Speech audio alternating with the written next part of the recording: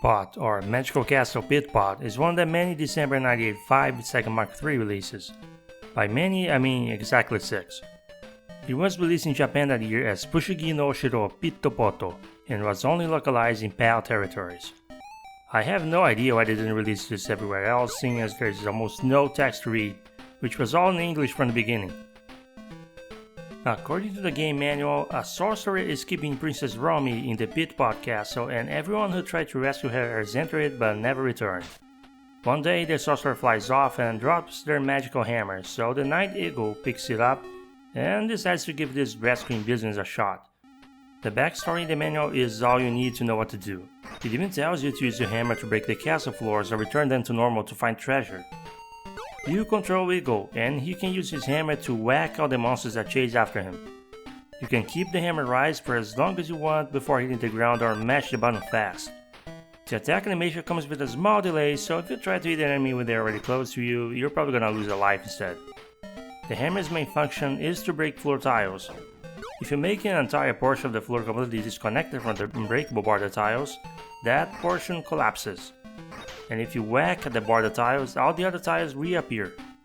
The challenge comes from enemies constantly chasing you. They all die in one hit, but if you're not careful, hyper-focusing on killing the monsters will screw up the tile formation you need. And if you kill them in the border before you finish disconnecting a portion of the ground, you will reset the tiles too soon.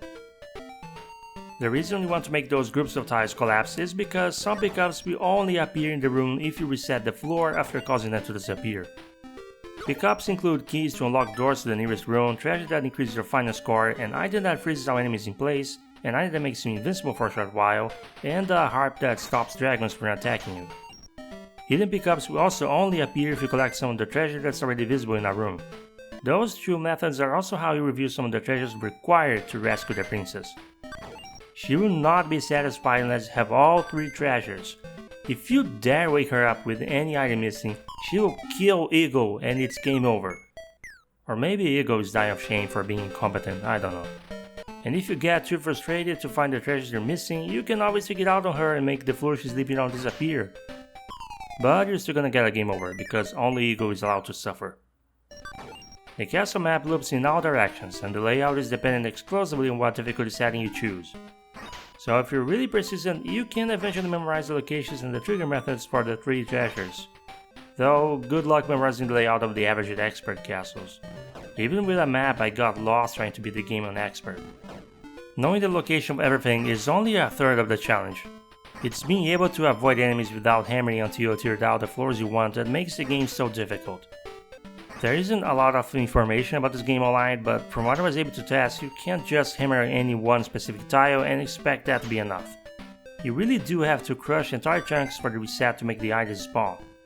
You have no choice but to get good at controlling when the enemy should move and finding ways to trap them away from you.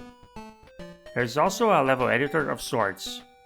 More like a room editor, since you can only edit the first room of the castle and you can't place any of the key treasures in it. The 2 things I find absolutely annoying about the game are how some rooms will have locked doors even if you unlock them from the other side, and how easy it is to accidentally leave a room by moving a pixel too close to the exits. The second issue can be found in other games like Zelda, but at least the NES had a good D-pad. Speaking of that awful Master System D-pad might be your worst enemy in this game, by the way. And the actual Mark III controller isn't any better for the kind of precision you need to aim with your hammer. I'm sure most of you watching are probably not using the original controllers to play these games. I just enjoy taking every chance I can get to trash the Master System controller. There are only a handful of music tracks and you might get sick of the main track. I know I did. The tune that plays when you rescue the princess is very short, but the only one I cared for.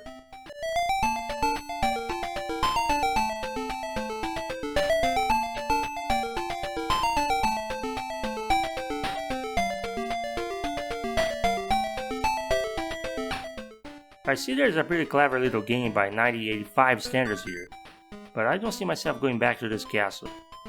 You know, I love games all the way back to the Atari 2600, but I find this run away from enemies you can't get rid of while you try to do a thing formula to be one of the worst kinds of early 80s gameplay.